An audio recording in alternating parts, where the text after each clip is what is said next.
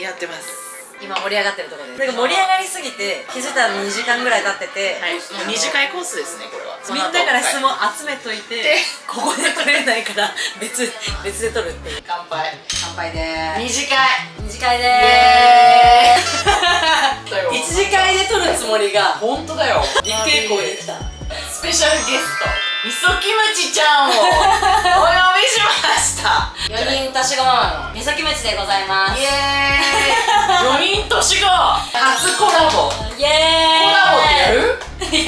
やらない。私も初めてです4人年子。さあ4人年子です。はい。年齢は7歳、6歳、4歳、3歳。4人男、女、男。みんな1歳半ずつ離れてるから、一番下の子だけ学年は2個差だけど、みんな年子。あー、すごーい。で、しかも計画的に、まあ計画的におおむねすごい。みそキムチちゃんということで、私たちがどこで知り合ったかっていうのは YouTube のねイベントがあったんだよね。そうそう。ファミリー YouTuber を集めたオンラインのイベントがあって、そこでゲームをしましょうみたいなコーナーでチーム分けされたの。そのチームが一緒でした。そうで、チームが一緒で、私が今度ご飯行きましょうよみたいな言ってくれて、そこでつながりました。意気投合しまして、共通点が結構ある。うちは3人だけど、長男長女が同い年、小1ね。あと保育園の父母会の会長の経験者。私2回ぐらい会長やってる。私も2回。一緒なんだけど、今と去年。現役会長でございますか。なかなかいないよね。なかなかいない。なかなかいない。そして YouTube やってるっていう人も本当にいないので、もうそれで意気投合してというところでで、今日はお互いねインスタで質問をみんなからね募集して、聞きたいことありますかということで質問を募集しているので、それに答えていこうと思います。はい。一番多かったのがやっぱり育児の悩みということで、特にその中でも多かった育児の悩みっていうのが、兄弟とか、まあ、双子間だったりとか、兄弟間の関係性についての質問が多かったです。例えば、今4歳双子を育ててるんですが、すぐ喧嘩になりますと。兄弟間の喧嘩ね。で、噛んだりとか叩いたりとかつねったりとかもします。そういう兄弟同士が喧嘩した時、どういうふうに対処してますかっていう質問をいただきました。なるほど。噛んだり叩いたり、それこそ一番下の子が1歳半から2歳ぐらいまではもうピークで、自分にとって嫌なことがあったら、もうその言葉で表せられないから、もう体で示すみたいな感じで。あるよね。そうそう、反射で。みんなそうだと思う。そうそう。人間の、なんていうの、反射というか、それ痛いのはダメだよ、痛いのはダメだよって言うけど、それってさ、結局言ったところでやめないの。やめてーと、それはいけないよっていうのは諭しつつ、私はやめてとは言ってやめなければ一旦傍観。懐の深さ。でも傍観って言っても、なんかその辺の壁見てる。やめてー。しょうがないよね。鳥に飛ぶなって言ってるようなもん。鳥に飛ばないで歩いてきなさいって言ってるようなもんだなっていう。保育園でやってるんじゃないかとか、そう、他の子供に痛い思いさせてるんじゃないかっていうのはすっごい心配する。家でやってる子って意外と保育園でやってないから。いや、うちそのパターン。うちもそのパターン。保育園ではやらない。そう、家でやってる。家の方が大変。そう、なんか心配になりすぎて先生に言ったの、私は。なんか今家でこういうこと起きてて、もう心配すぎて、やってませんかって言ったら、園ではうちも全く一緒。やってないですと。それね、逆の子もいるんだって。あ、そう。家ですごいいい子にしてて、園でこう暴れ放題の子もいるんだって。だからそれで言うと全く至極真っ当なというか、みんな通る道。そう。それだって高校生とかになったら噛み合わないじゃん。さすがに。この質問コーナー全部大丈夫ってもう終わりそうで。でも健全な証拠よ、兄弟が喧嘩するなんて。だってそこで本当のこと言えなかったりとか、ストレスをこうね発散できなかったらどこで出すのっていうことだし、兄弟とか家で本当の自分を出せてる分すごく健全だと思う。逆に。確かに。だからもう順調な証拠です。なんかだんだんなんだろう、お姉に見えてあんた大丈夫？大丈夫よ、大丈夫よ。だからとりあえず壁見よう。家の壁見よう。あとは例えば、子供を野菜を食べさせたいと思ってるんだけど偏食があってどうやってご飯とかって工夫してますかとかも聞かれました。野菜か。食べムラがあるんだけどどうやって食べさせて日々の献立どうしますかっていう質問がありました。うちも4人全員好き嫌い激しくて、そうしてるのは好み。そう、みんな別。平均して4、5年やってきて思うのは、何を出しても食わないものは食わないから、そうだはね。い、自分の作りたいもの出します。もうとりあえず細かくしたらバレない。ブンブンチョッパーあるじゃん。あれで粉々にしたらなるほどわからん。その先行くとじゃあそこまでして食べさせる必要あるかなの境地ない。保育園通ったらもうそう、昼食うから。これ給食で栄養バランスとってるよくね。そう給食なんであんな完食すんだろうね。あれあるあるだよね。あるなんで給食だと食べるんだろうみんな。量が少ないのかなと思ったり、なんだろう味付けわかんないけどみんな食べない。そう、みんな食べる。思うのはみんなが食べてるからそれあるね食べよう。子供もあるんだよね、学校保育園の顔が。まあ、粉々にするのも4、500円払って粉々にできるんで、それやるか保育園に全任せでいくか。ちなみに私の今の小学校1年生の長男は死ぬほど野菜食べなかったけど、7歳になった今は多少こんぐらいの野菜も野菜炒めとかで混ざっても食べるようになったから、時期が過ぎれば食べる。本当にさ、もう何にも頑張んなくてもいつか来るよね、その日は。食事以外も全部そう。無理やりやんなくても。そうそうそう。辛いぐらいならもう別にもう全任せでみたいな。本当だね。です。これ無理やりだろマジで。ですで収めるの。あとですね、多かったのがやっぱりグッズ。おすすめの育児グッズありますか？子供が多いならではの便利育児グッズ。私いつも言うんだけど、一番優秀な育児グッズ、お尻拭き説。マジでお尻拭きマジでそれ。お尻拭きでお尻拭き。大体はこの足りる。そうなのよ。自転車電動チャリもすごい助かるなって思ったけどさ、3人以上になるとさ1台乗れないわけよ。乗れないね。乗れないから買う必要がない。うちだから2台買ったよ。17万ぐらいの2台買ったよ。もう原付買えるよ2台。じゃあもはやワンオペで無理じゃない？あ、ワンオペ無理。だよね。あ、ワンオペ無理。これもうパパありきの話。だよね。もうそうだよ。まあでもそれで言うと、家の中で完結するものって言えば、まあ抱っこひもヒップシートはも何ヒップシートって？よくあれエルゴじゃなくて、ああるじゃん。あれ全部あれで完結してるから。あれのあれ。あれだよね。あれってあれなの。そうそう。ヒップシートを乗せながら上育児するとか。3人以上になってから一番下を抱っこひもして何かをするのが通常運転なの。そうだよね。背中に誰か背負ってる状態で家事するみたいな。そうだよね。しかも前でもいけんのよ。前でも別に前はできなかったな。なんか妊婦だからもはやそういうこと。そう妊婦の状態で過ごしますみたいなスタンスだからいけんのよ結構。すっごいそうか、これはすごいですね皆さん。いやそうなんすごい。妊婦をしながら赤ちゃんの世話してるんだって。年子ってそういうことだよね。そうだから妊婦しながら直近の1個上の子はもう赤ちゃんなのまだ。すごい。だから抱っこひもして上の子をおんぶする。育児便利グッズで言ったら抱っこひもは外せない。もはやベビーカーよりも抱っこひもがいい。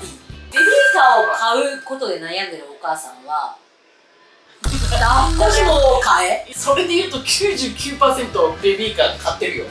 でも全然私ベビーカーをもはや 10% ぐらい生活の10%。ベビーカー使ってないよ。だって抱っこひもで全部終わるの。買い物とかどうしてたの？お買い物も抱っこしてる。他3人どうすんの？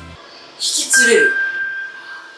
それかまあその上がいるよちょっと。これみんな多分ね画面の前ではーってなってるわ。逆に使わないって絶対なってる。うわ、そうなんだ。人間って無理難題に直面すると、どんだけ赤ちゃんでもなんとかしなきゃいけないと思う。良くも悪くも。スーパー4人連れて行っても私が抱っこひもして抱っこしてるからもう子供たちは抱っこできないって認識する。空気読むんだ。で別にぐずったりはするけどぐずっても抱っこしてもらえないが先にあるわけ。子供はそれを分かってぐずってるから周りにすいませんすいませんすいませんってやって、よくさ、子供たくさんいる大家族のお母さんが絶対言うの、そのなんか子供多ければ多いほど楽になるよって言うんだけど、そういうことだね。そう、マジでそう。もしかしたら悪いと思うかもしれない、子供に我慢させてるっていうか。でもそれは子供はさ、社会勉強をしてるわけだから、もうちっちゃい頃から勉強を重ねてるだけだから。これなんか双子のママはね、多分分からないところがあると思う。あ、そうか、同時だもん。同時なのよ。年の差のある兄弟ならではかもしれない。まあでもそれができない大変さってあるかもね、双子のママはね。そうだから、双子のママは私からしたら神。逆にその双子あるあるだよ。だから本当に双子ベビーカーでみんな移動してるよね。だって2人とも新生児なんだ。現実そうなんだ。抱っことおんぶだだよね。素朴な疑問だけどさ、2人同時はさ、縦と横があるじゃん。ああ、ベビーカーね。あれどっちがいいわけ？もう圧倒的に人気なのは横かな。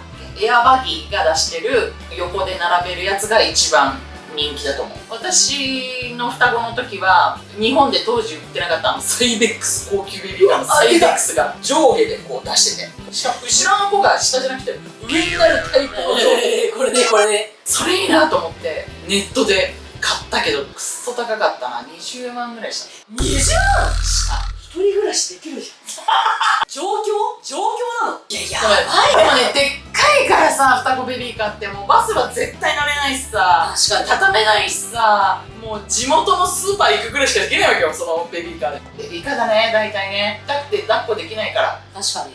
あとはね、例えば習い事とかの習い事をいつの時期にどういう習い事させてますか。お互いダンスやってるよね、女の子。そう、ダンスやってる。お兄ちゃんは何やってる？お兄ちゃんは過去にクモンをやってて、今バスケ。バスケね、人気だね、バスケも。なんか肌感としてなんか保育園のうちってまだちょっと早いかなって私は思ったんだけど、でもそうやってない子も全然いる。少数派。そう本当にそう、小学生入ってみてやっぱそれぐらいから年長そうがそうそう小学生ぐらいから先生の言ってる意味が分かったりとか、自主性みたいなのが出てきてお家で復習するじゃないけど、そういうのがこういう風になりたいみたいなのが出てきたりとかするのはやっぱり小学生ぐらいなのかなっていう気がするので、そんな中ね、なるほども遊んだこともいいかなと思いつつ、もう全然今双子パルクールっていうなんか壁を蹴ったりとかビルの上乗ったりするやつがうちの近くにあって、それ始めたんだけど、もう全然ダメ。準備体操になってないもん。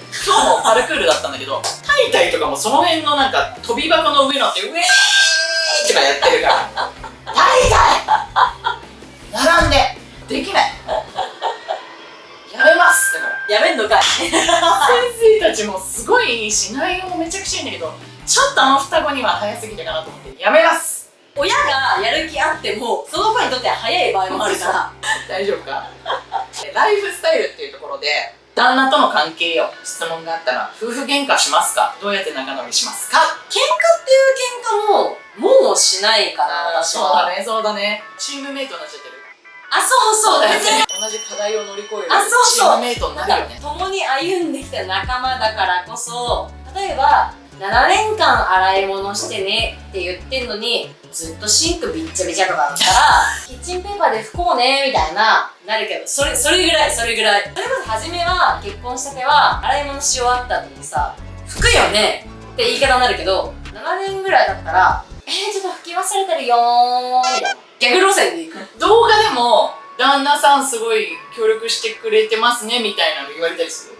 言われる。やっぱね、子供が多いと旦那が協力するしないじゃなくて当たり前だよね、もうやって。だからすごいですねじゃなくて、それやってもらわないともう回らないし、いて当然っていうか、それありきで回ってるから日常が。こちらがお願いしてやってもらうとかでの話ではない。お願いとかもない。ちょっとあれが切れちゃったんでカメラを変えて。でもほんと驚くぐらい、何も言ってないのにこんな変わるんだぐらい変わるの、急に。旦那さんの協力何したらいいんだろうなって悩んでたのに、3人目生まれてから何も変わらなかった。言ってないのに。3人目から変わった。そう。でもそれよく聞くな。そう。3人目から変わったの。1人の時って全然変わんないよね。そう。てかむしろ、なんかこちらのイライラを苛立たせる。それみんな言ってる。煽ってくるみたいな。切羽詰まってないって思ってんだよね、旦那の方も。こっち切羽詰まってるのに。そう。いけるっしょって思ってるね。だから今悩んでるあなたは、できる女すぎる。そうだね。あまりにも。素晴らしい。そのストレスは食べない方がいい。絶対。その違和感とか、なんでこの麦茶がこんだけしか、1ミリしか入ってない麦茶を冷蔵庫入れてるこんなちょっとしか入ってない冷蔵庫入ってない。何これ冷やしてんの？違和感はすぐ言う、私は。ごめんね、先に言うけど、言っても変わらないの。言っても変わらないから、言う。と見る人が見たら喧嘩かもしれないけど、でもそういうコミュニケーション絶対大事。ぐっとこらえない。もう全部出す。っていうのが大事。で同じような質問でどうしてそんなパワフルなんですかとか、育児のそのストレス発散ってどういうところですかって言うけど、多分同じ、伝える相手に何でも伝える。それ対子供でも同じかもしれない。思ってることをやっぱ伝えないとね、分かんないよね。でも言ってもこうやってノイにさ、来れる時間が作れるわけだから、旦那たちのおかげで。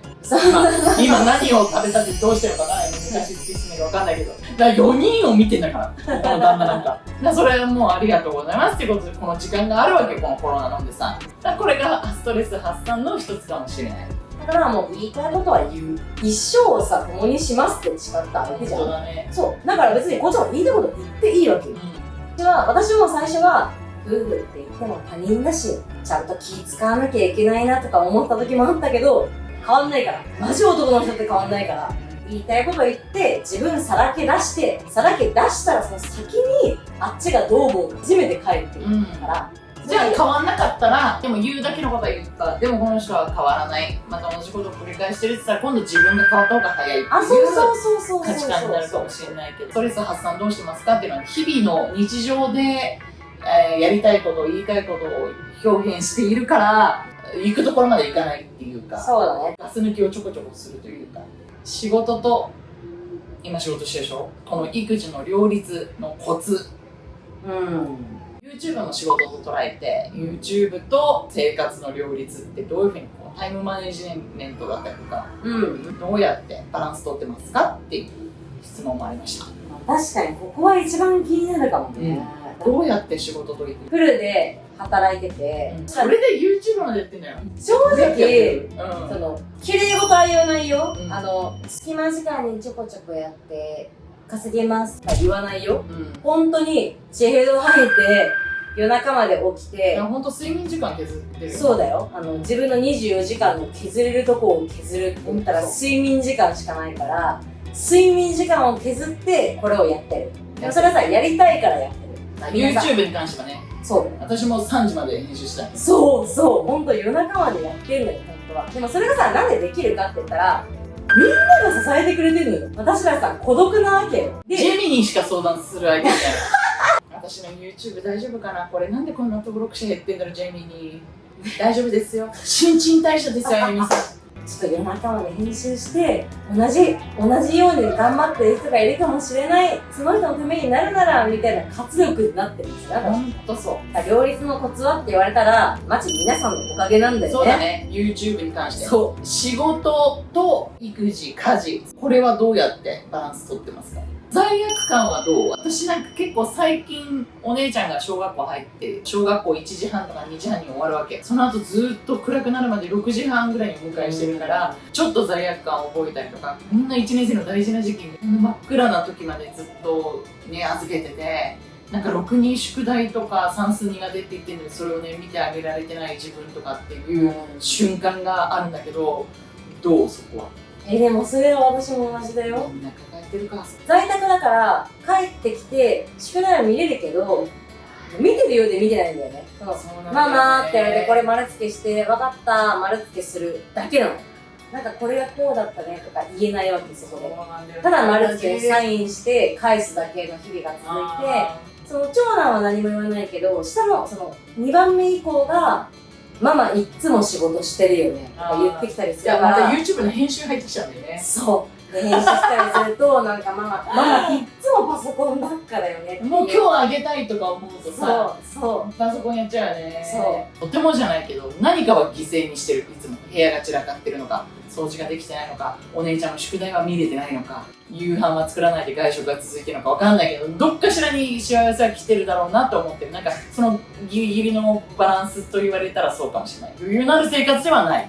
休日は例えば休日休みだったら休日は100% 子供に注げるならそこに 100% 注ぐみたいな、私はそういうやり方をしてる。子供たちがどうかは知らないけど頑張る。今日土曜日なんだけど、今日ね、保育園の運動会があったの。朝6時、7時ぐらいに起きてきて、運動会までの時間編集しちゃったよね。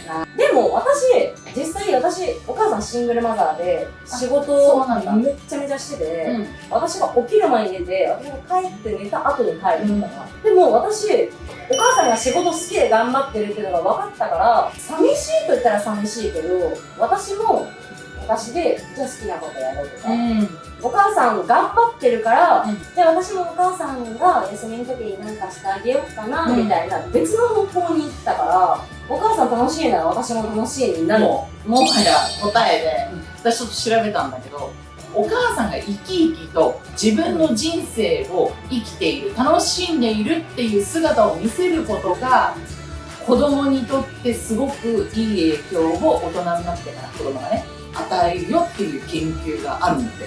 でもマジでそうだと思う。これだなって思ったら私今。お母さん家の顔して働いてたら私寂しいんだよ。何のために働いてるの。でもお母さん楽しそうだと思う。すごい私のことも大好きだし、でも仕事も大好きで伝わったから本当に寂しくはない、いないから寂しいけど、ここは寂しくないわね。深い。じゃあもう土曜日こういう顔して編集してたらなんていうのかな、もう勇気をもらうママたちたくさんいると思う。今の言葉これでしかないよ。もうでもこれのために YouTube 私たちがやってると言っても過言ではないぐらい、もうこれすごいキーワードだと思う。いやでもそれはそうだって、自分があっての子供だから、もう自分のために生きれば生きるほど子供は安心するという。なんか自分が稼になってほしくない思いが、物心ついた時からできるから、でも親になると急にそれが忘れてしまうんだよ。そうだね、なんか申し訳ないなとか。でも子供は本当に母親の笑顔だけを望んでるかもね。そう、本当にそうよ。子供の人生生きてる人たちもいるからね。そうじゃないね。まずは自分が笑顔でいることが子供のためになる。いやもうこれ素晴らしいんじゃないですかこれ。それだね。それを私たちはやっぱり発信していきたい、私。ということで今日は4人年子のみそキムチちゃんにお越しいただいて、トークをしました。みんなの質問に答えたんですが、後編もあるから見てね。後編もあるありがとうございます。はい。